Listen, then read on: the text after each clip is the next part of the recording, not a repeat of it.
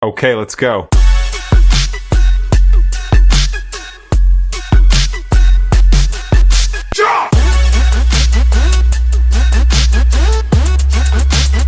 Welcome to this week's podcast of EndZone Sports. This week, we're reviewing a few questions I put together. Before we get started, I'd like to introduce Ryan to the show. Ryan's a former offensive lineman for Delta State with a solid background in all things football. Welcome to the show. Getting things started, I have a question for the group. With the newly added skill players throughout the league via trades, free agency, draft, who's going to make the biggest impact in y'all's opinion? Ryan, I'll kick it off with you. Who do you think? Yeah, thanks, Brandon. First things first, happy to be on the show. Looking forward to chatting with these guys. But yeah, to get things rolling, I think the Giants picking up Darren Waller is a bigger deal than what people are thinking. I like Darren Waller a lot personally. Obviously, from just looking at his personal life and what he's been through, he's a great story, but also just a talented guy. I know he's been in the league for a little bit longer. A little older now, but I think a change of scenery will be good for him. And even if it's not the most outspoken statistically, I think him being there will help a lot of the younger guys that they have. Like they're bringing in Jalen Hyatt, and Darius Slayton will still be on the team. So I think whether it's statistically a big splash for the Giants or just for the team itself and getting some other guys open, along with having that veteran leadership, will be a great addition. Yeah, no, I agree with you, Ryan. I think Darren Waller, it just kind of depends on who you're going to get. I mean, he's been having some injury concerns over the past few years, but when healthy, man, there's no doubt that he's like a top 3 tight end in the league. But yeah, I think that you hit it kind of nail on the hammer. I mean, I think that he's going to help a little bit with these, young wide receivers, as well as kind of expand on the run game and help Daniel Jones potentially as a safety option there for them. Yeah, you gotta kind of hope that if you're paying Daniel Jones, that type of money, he'll throw more than 17 touchdowns in the season. Hopefully Darren Waller can contribute to that. So agreed. Perfect. With that being said, Paul, who do you got? All right, my first or biggest impact player for next season is going to be same with that tight end, actually filling the role that Darren Waller left in Michael Mayer for Las Vegas. Mayers is an absolute stud with the quarterback in question in Las Vegas. Right now, Jimmy Garoppolo is the number one guy, but with those injury concerns that came up, who knows if he's going to be the actual starter.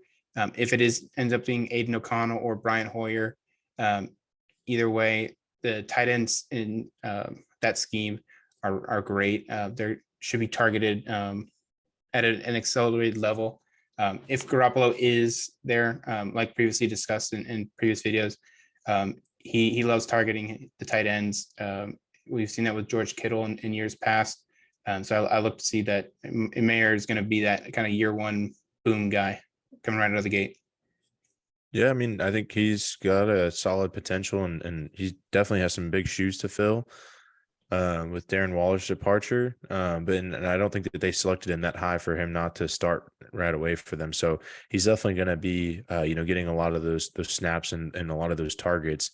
And even if Jimmy G doesn't play, Aiden O'Connell, I think that the best friend a young quarterback can have is a solid, reliable tight end. And I think Michael Mayer will be just that. yeah, I completely agree with you, Tim. I liked Mayer a lot coming out of the combine and everything, especially just Notre Dame tight ends as well as Notre Dame offensive linemen. Those guys, they just know how to play and they know how to contribute in the league. And I couldn't agree with you more that, should the Jimmy G thing fall through for the Raiders and they decide to go with Aiden O'Connell, a young quarterback's best friend is always a tight end. And then also just always good. Another thing that always helps a young quarterback is having a solid run game. And that's where I think Meyer can really contribute. Obviously not going to pad any stat sheets, but helping in the run game is just another good way to help a young quarterback if they're in that situation. Perfect. And Tim, wrap us up on this question. Who do you got? All right, so this is a guy who I don't think gets talked about enough. We've gone into this offseason and into the draft process talking about, the DJ Moore trade and, the drafting of like Bijan Robinson. But I really think that Jordan Addison is going to be making the biggest impact year one. with the Vikings. They were looking to move on from Adam Thielen, and just last week they cut Dalvin Cook. So I think there's a lot of touches and a lot of targets that are going to come Jordan Addison's way. With Justin Jefferson, rarely being covered, but when he is, I think that Kirk Cousins is definitely going to need a secondary option there, and I think that Addison has the talent to step in and be an outstanding number two. And also just something fun to note, is a big red zone threat. He scored 21 red zone touchdowns in the past 3 seasons, which is pretty incredible. So I think that there's going to be a little bit of some pressure for Addison to step up, but I think he's got a lot of talent. Former Biletnikoff winner at Pitt, and also a solid year at USC this past season. I really think that he's going to be a guy that will shock a lot of people and open a lot of people's eyes. Yeah, Tim, this was my favorite guy in that wide receiver group that got picked up in the first round. I think Jordan's really going to fit in well with Jay Jettas over there in Minnesota. Hell yeah. I know Kirk Cousins is going to like him. I like him already. He had a phenomenal career at Pitt, and then showed some, for me, I don't know, it was kind of some maturity to go kind of leave that environment where he succeeded so well and kind of throw himself into a completely different space, over in Los Angeles, and still produce. So I think he's going to do phenomenal, and it's really great to be in a wide receiver room with Justin Jefferson. I think they'll learn a lot from him, and hopefully be a pretty fun tandem as we move forward into the future of the NFL. Perfect. And that wraps up our first question. So similar to the first, we're switching to the defensive side. Which defender added via free agency, trade, or draft is going to be y'all's biggest impact player for their team going forward? Or this year, I'm sorry. Tim, kick it off. All right, we're going snake order here. So no, I got to get us going with a guy that I like a lot. Being that I'm a Cowboys fan, going against this guy the past few years has been kind of a thorn in my ass. But Chauncey Gardner-Johnson, man, I think that the general manager for the Lions, Brad Holmes, he was able to get a stud for their secondary, and a really cheap deal too. I think it was only like 1 year, $6 million. And so to bring on like a really experienced vet and a true voice to his team, which he did for the Eagles, you're going to be adding not only that, but a versatile safety to a young, pretty young group of talent, along with some other good free agent signings in that secondary. I think that he's going to be able to massively improve that back end of their defense. And I think you'll see a solid leap in the Detroit Lions defense by the end of the 2023 season. Yeah, and they definitely struggled against the pass. That was one of their weakest links there, and that gives them another strong safety, or another safety to add with Carl Joseph or Kirby Joseph on the other side. That Lions defense is starting to look a little scary the more and more I think about it. That Jack Campbell pickup in the draft in the first round, I was a little hesitant on it when I first saw it, but the more I think about it, the more I like that kid. And I think this addition to CJ, he similar to Tim, I'm also a Cowboys fan, and he has been a pain in the butt to keep it kid friendly on here. So it's a great addition. Lions are really stacking it up. I like what they're doing on both sides of the ball. Yeah. And with that being said, Ryan, who do you have on the defensive side? You screwed me up. I thought we were going snake No, order. I'm sorry. No, I'm just shuffling it up, no, baby. you're good. Okay, so the Bills let go of my guy Tremaine Edmonds. I love Tremaine Edmonds. I think he is one of the best middle linebackers in the league. Just That's a who I was going solid, to go with. yeah, solid player. So much production with the Bills. You're looking at, 565 combined tackles over the course of 5 years, 5 interceptions, 6.5 sacks. The guy's he screams on the defensive side of the ball. And I think him going to the Bears, that's huge for the Bears. I'll put it that way. The Bears are still kind of in their little rebuild limbo period. So I hope that doesn't affect him individually as bad as some people might expect it to. But I think he has a chance to kind of come into the NFC North and really tear some crap up. So yeah, I'm going with Tremaine Edmonds. I think he would be a hell of an addition to any team in the NFL. Yeah, no, I mean, I agree with you, Ryan. He was on a pretty budget friendly deal, if I'm not mistaken, too. So, yeah, on that Bears defense, they're looking for a voice. They're looking for a good, solid player to kind of, you know, be the sole leader of that defense with the departure of Quan Smith. So, yeah, Edmonds definitely has a good opportunity to make some flashy plays. And yeah, no, I like Edmonds a lot. That was a good call. Him and TJ Edwards are definitely going to shore up that middle of the defense. One of the obviously the biggest lacking portions for Chicago was their just lack of talent anywhere on the defense outside of Jaquan Brisker and Jalen Johnson. But I did love the Edmonds. He's always been one of my favorite guys. It's just so fun to watch out there, flies around and seems like always around the ball whenever this tackle's made.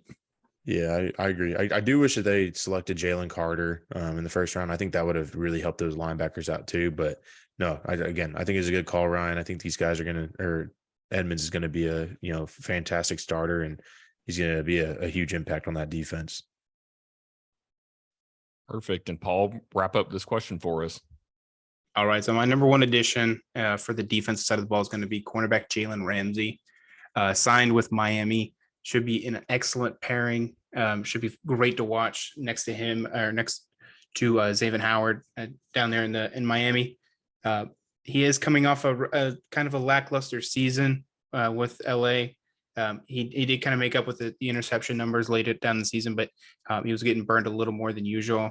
I still think he has it in him. He's not super old, and he's arguably one of the better corners for his whole entire career. Super Bowl champion, obviously, and just defensive player. I believe he was either in the running or one of the defensive players of the year, but just absolute, dog out there on the field, and should be, what they're missing in that lack of secondary down in Miami. Yeah, no, I think that they definitely needed some help with the cornerback position, and they definitely addressed it there. I'm kind of curious to see how he does, but I think that it's kind of nice when you step in from being a dominant cornerback one to really just being your cornerback two for the team. Not saying that he's going to be just the cornerback two. I could see him potentially rotating in and targeting some of the other teams, opposing teams, solid or best receivers. But yeah, no, I think that in the AFC East, when you have the Buffalo Bills, in the New York Jets with Aaron Rodgers coming to town, I mean, you definitely need to shore up that secondary. I think Ramsey's a good add, especially for what they gave up. What was it, like a third or fourth round pick and a backup tight end? Yeah, good move and good call by the Dolphins. Yeah, I definitely agree. I mean, Jalen Ramsey might not be my favorite player personally, but I cannot discredit how he plays the game of football. Dude is very talented. I think him and Xavier Howard, if Jalen can kind of get back up to speed, he will definitely. I think the two of them could definitely be one of the best cornerback duos in the league. And then they brought in Bradley Chubb and have Christian Wilkins there at the left defensive end. They got a nice looking defense down there in Miami, and the offense, obviously, we saw last year when things are rolling, they're rolling pretty fast. So could be good for Miami down in South Beach. We'll see. Sounds great. And that wraps up this question. So I'm going to hit y'all with one kind of surprise question on this one. And given we're around the 80-day mark, give or take a little bit, I don't know the exact number from the season, who is y'all's number one pick in fantasy? Who do y'all think gets taken first overall?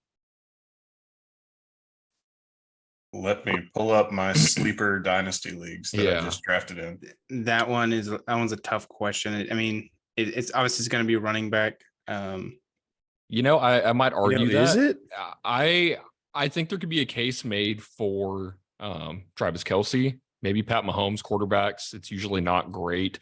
It's taking that early. I mean, dude, what about solid though? What about Jay Jettis? What about Jay Jettis, man? Jay Jettis has consistently been a solid running or wide receiver. I'm not saying I'm a huge proponent of drafting a wide receiver number one, but I mean, right now, I mean, besides like Josh Jacobs had a good bounce back year, but he wasn't anything like spectacular over the past few years. I mean, who's to say that that's really the guy that you want to go for? I mean, I'm trying to think of a consistent, solid player Nick Chubb. I mean, Jonathan Taylor, he was injured, and Anthony Richardson should help out with that, but you don't just get healthier along the way. Austin Eckler's, in a battle for his contract. I don't know, And guys. Eckler's at that period of his career for running backs that the shelf life is about to run out. Love Austin Eckler, obviously. Hopefully it proves me wrong, but it's a gamble to kind of pick him at this point in his career. But I agree with you, Tim. I mean, Jay Jettas, my boy from the boot. Come on. He's improved every year that he's been in the league. I know it hasn't been a lot, but I mean, I don't know what more he can do. He is just a phenomenal guy. He's the dog on the field. And I think if you factor in the fact that they did add Jordan Addison, and now that they don't, they're gone with Dalvin Cook. I don't know who's going to fill that void on the running game. Jordan Addison's going to take away some of the coverage that Jay Jettas was getting, and I don't know. You got to think about it. Now, I've got a question off that. Does Jordan Addison add or reduce Jay Jetta's fantasy value?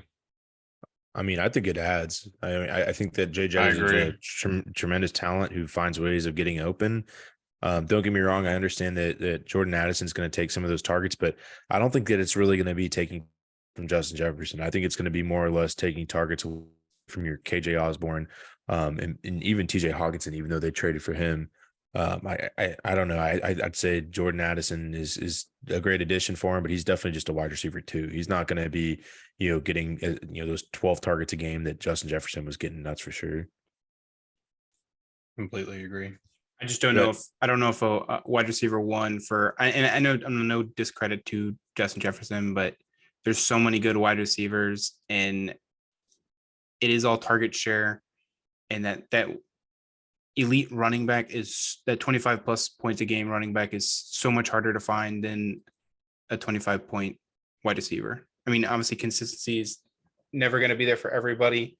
There's a chance of getting hurt, but I mean, a CMC or an elite Saquon Barkley is just so good. It's one of those things you can't beat. I mean, I would agree with you, Paul, but I think CMC, it's tough. Again, tremendous player. Like, I wouldn't blame or discredit anyone for taking a top running back like, CMC or Saquon or, even Austin Eckler with that number one pick. It's just kind of a risky, position to be in when you're drafting that high, because again, Saquon has had a lot of injury history, and he's in a little bit of a contract dispute right now. Potentially there's rumors that he could, quote, sit out, quote. I don't think that'll happen, but he's obviously just not that happy or content there in New York. And then again, Christian McCaffrey, he's dealt with some injuries here and there, still pretty prime in his age, but I mean, Kyle Shanahan, he rotates through running backs like it's nothing. So you really never know. I'm not saying that Christian McCaffrey is one of those guys that could get rotated through, but let's say he has, a high ankle sprain and some guy off their bench comes in and steps up. I wouldn't be surprised if that cuts into his load. And again, Austin Eckler, he's, if I'm not mistaken, he's 30 years old. This is going to sound kind of like a hot take, but I mean, really the rookie running backs have stepped in and had success as far as, terms of fantasy. You've seen it with, Kenneth Walker, Breece Hall before his injury. I'm trying to think who were some of the top guys last year. Not Travis Etienne. I believe the top couple running backs, Saquon was up there, Josh Jacobs, Eckler. I think he was top 4. Let's see who else was. Well, I'm talking just like in terms of rookie value. So, I mean, Najee Harris, he had a really solid rookie year. Didn't do so well last year. James was a good running back for fantasy. Michael Carter was a good running back for fantasy. That was the year that I won in my league, just by using rookies. So this is going to sound crazy, but maybe Bijan could potentially have a case for being, picked, number one. I mean, that Atlanta offensive line is still, pretty solid. They drafted Matthew Bergeron and gotten a little bit better. So who knows? I mean, I wouldn't be, blaming anyone or mad with anyone going with Bijan.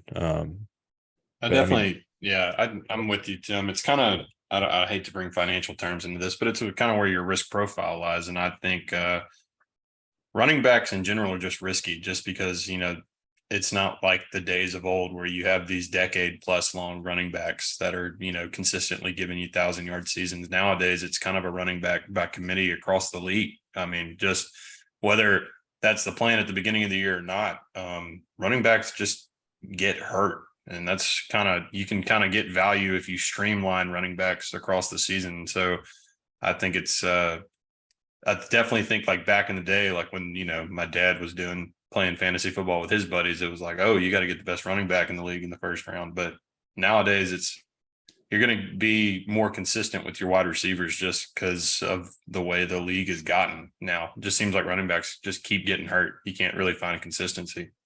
Yeah, and I agree. I think there's some later round, or not later round necessarily, but maybe later on picks, such as I think Nick Chubb's an outstanding player, and he's fairly consistent. Hasn't really had too much injury history as far as my knowledge, and he's a good player, and that offensive line's pretty solid.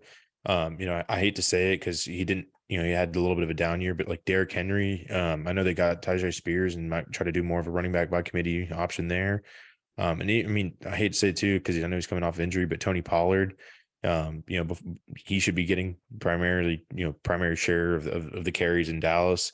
And those guys you could get a lot later than pick, number one. So I guess it's really, like you said, it's about, what kind of risk you want. Like, are you trying to go for that home run hit with that first pick? Because if you are, like, I agree with Paul, man, a CMC who can potentially get you 25, 30 points a game at running back is definitely the most valuable. And especially, what is it, like weeks 1 through 6 with Brock Purdy out in San Francisco, there's a little bit of uncertainty around Trey Lance. So there could be a little bit more of an emphasis on the run game early on for San Francisco.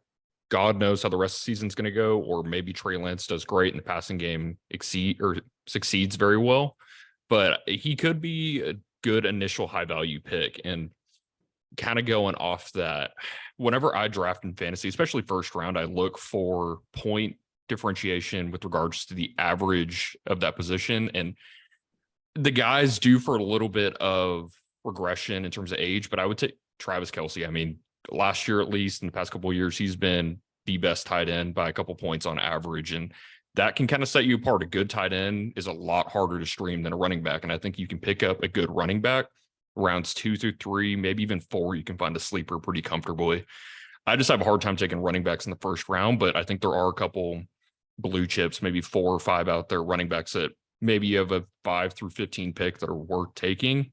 But I think you take someone that's above the rest of or that sets himself above everybody else in the position. And obviously with a rookie, you don't have that per se. You don't have that track record, but you can look at positions and kind of situations they're going into. But yeah, my final answer is Travis Kelce for that. Yeah, no, I like that. Kelsey's definitely consistently been the best tight end in the league. I wouldn't be opposed to option. Yeah, no, Brandon, I think you kind of hit the nail on the hammer. Like, I think that it's tough picking first overall for anyone. I hate it. I freaking hate it. Everybody remembers it. Everyone remembers it. And if give me the 4 through 6 pick. That's what I freaking want. I don't want the number 1. I don't either. Having that last year, I hated that. That was too much. You have too much to lose. Yeah, and people are going to make fun of you regardless. So like, it just kind of blows. Paul, I just want to say thank you for swapping Jonathan Taylor for Austin Eckler for me last year. Hey. Thank you for that. Yeah, we live and we learn, Hell yeah. Thank you for trading Eckler to me after that. But with that being said, guys, thanks so much for tuning in. If you like what you heard, please like and subscribe and comment below who your number 1 fantasy pick is going to be this year and who your favorite addition on offense and defense was and who's going to make a breakout for you this year. With that being said, let's call it a night. Thank you. Night, y'all.